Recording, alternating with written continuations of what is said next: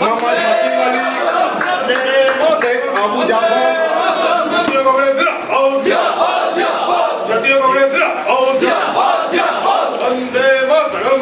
আজকে শুধুমাত্র লক্ষ্মী ভাণ্ডার না, লক্ষ্মী ভাণ্ডারের মতো স্বাস্থ্যসাথী স্কিমকেও সেটাও কংগ্রেস প্রথম এনেছিল। আমাদের উচিত এই ধরনের যে স্কিমগুলো রয়েছে তাতে মানুষ যারা সাধারণ মানুষ যারা এই স্কিমের সুযোগ সুবিধা থেকে বঞ্চিত হচ্ছে তাদের পাশে দাঁড়িয়ে এই বিষয়গুলো যাতে তাদের কাছে পৌঁছে যায় খুব সহজে, সেই বিষয়টা নিয়ে আন্দোলন করা, সেই বিষয়ের ওপর বক্তব্য রাখা। এবং পাশাপাশি আরও একটা গুরুত্বপূর্ণ বিষয় যে আমরা দেখেছি এর আগে 14 সালের আগে ভারতবর্ষে কেন পশ্চিমবঙ্গে বিজেপি বলে বিজেপি খায় না মাথায় দেয় সেই বিষয়ে মানুষ অতটা জানতো না। কিন্তু 14 সালের পর থেকে আমরা দেখছি যে যেভাবে বিজেপির বাড়বাড়ন্ত করছে এবং প্রত্যেক জায়গায় একই ধরনের বক্তব্য, হিন্দু মুসলমান হিন্দু মুসলমান, এটা পশ্চিমবঙ্গের মানুষের সংস্কৃতি নয়, মানুষ মেনে নেয় না। হয়তো আজকের দিনে সাময়িক তারা ভুল পথে পরিচালিত হচ্ছে, কিন্তু একজন কংগ্রেসের সৈনিক হিসেবে আমাদের উচিত মানুষের কাছে সত্যটা তুলে ধরা। যেভাবে পার্শ্ববর্তী রাজ্য আমাদের আসামে সমস্ত মুসলিমদেরকে তাড়িয়ে দেওয়া হবে, মুসলিমদেরকে ডিটেনশন ক্যাম্পে পুরে দেওয়া হবে, যে আশ্বাস দিয়ে, যে প্রতিশ্রুতি দিয়ে সেখানে সরকার এসেছিল এবং সেখানে এনআরসিকে লাগু করে দেখা গেছে যে ডিটেনশন ক্যাম্পে আজকের দিনে এনআরসির পাল্লায় পড়ে যত মানুষ ওই এনআরসি ক্যাম্পে রয়েছে তার অর্ধেকের বেশি অংশ মানুষ হিন্দু। তাই এই হিন্দু মুসলমানের যারা লড়াই লাগিয়ে দিচ্ছে তাদেরকে বুঝিয়ে দিতে হবে যে এটা সম্পূর্ণ ভাওতাবাজি।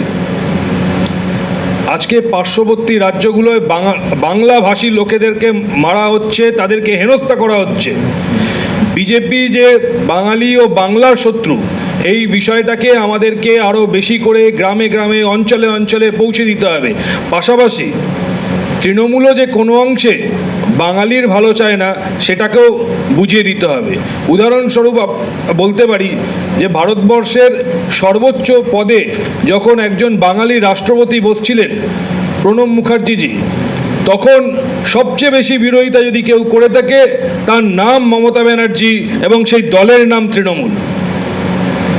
আমরা পরবর্তীতেও দেখেছি যখন উপরাষ্ট্রপতি নির্বাচন হচ্ছে, আমরা পশ্চিমবঙ্গে দেখেছি লড়াই মারপিট অনেক কিছু হয়েছে, কিন্তু যখন প্রয়োজন পড়েছে তখন এই তৃণমূলই ভোটদানে বিরত থেকে জগদীপ ধনখড়কে দেশের উপরাষ্ট্রপতি নির্বাচনে সহযোগিতা করেছে। শুধু দেশের উপরাষ্ট্রপতি নির্বাচন না, এরকম বিভিন্ন দেশবিরোধী সংবিধান বিরোধী আইন পাশ করতে তৃণমূল ভোটদানে বিরোধিতা থেকে বিজেপিকে সহযোগিতা করেছে। এবং তৃণমূল যে বিজেপির ন্যাচারাল বন্ধু, সেই বিষয়টাকে তুলে ধরার সময় এসেছে। আমরা যত বেশি এই ধরনের বক্তব্য মানুষের কাছে নিয়ে যেতে পারবো, মানুষের কাছে পৌঁছে দিতে পারবো, আমি মনে করি আগামী দিনে আমাদের কংগ্রেসের ভোট ব্যাংক বাড়তে সেটা সুবিধা হবে। যে কোনো দলের ক্ষেত্রে সেই দলের সবচেয়ে বেশি তাদের করে, যতদিন না এই পশ্চিমবঙ্গে যুব কংগ্রেস এবং ছাত্র পরিষদ শক্তিশালী হবে ততদিন এই বাংলায় কংগ্রেস ঘুরে দাঁড়াতে মোহাম্মদ হাকিম আলী, শেখ আবু জাফর,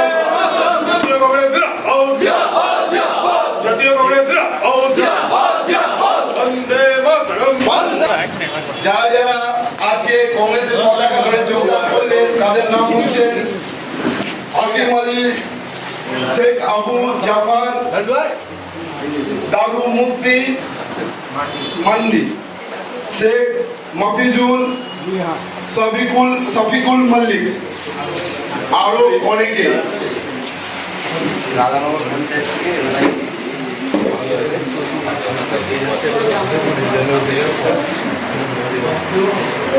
জিয়াউল ভাই,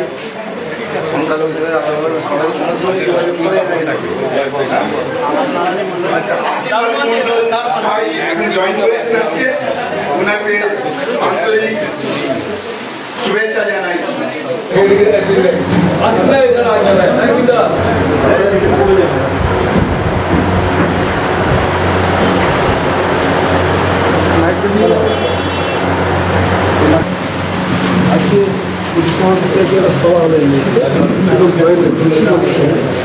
আজকে আমরা জেলা যুব কংগ্রেসের সাংগঠনিক সভা করলাম সমস্ত বিধানসভার সভাপতিদেরকে নিয়ে। জেলা সভাপতি সত্যম সিংয়ের নেতৃত্বে এই জেলায় যুব কংগ্রেসকে শক্তিশালী করার জন্য, আগামী দিনের কর্মসূচি ঠিক করার জন্য এবং সারা বাংলা জুড়ে আজকে যুবকদের যে করুণ দশা, চাকরি নেই, স্বাস্থ্যের বেহাল পরিস্থিতি, রাস্তার বেহাল পরিস্থিতি, পাড়ায় পাড়ায় মাদক দেওয়া হচ্ছে, বাংলার মা বোনরা রেপ ধর্ষণ করা হচ্ছে। আজকে এই রাজ্যের যারা মানুষ কাজের জন্য অন্য রাজ্যে গেছেন তাদের উপর, বাঙালিদের উপর যে অত্যাচার নেমে আসছে, এই সমস্ত বিষয়কে নিয়ে আমরা জেলা জুড়ে প্রতিবাদ বিক্ষোভ কর্মসূচির ডাক দিয়েছি এবং যুব কংগ্রেসের সংগঠনকে শক্তিশালী করার জন্য আমরা ঐক্যবদ্ধ হয়েছি। আগামী দিনে দেখবেন এই জেলা জুড়ে তৃণমূল এবং বিজেপির বিরুদ্ধে আমাদের লড়াই তীব্রতর হবে, আন্দোলন তীব্রতর হবে। যুব কংগ্রেসের সাথীরা সারা জেলা জুড়ে মুভমেন্ট তৈরি করবে। সৌরভ প্রসাদ, রাজ্য যুব কংগ্রেস এর কোঅর্ডিনেশন কমিটির আমি একজন সদস্য।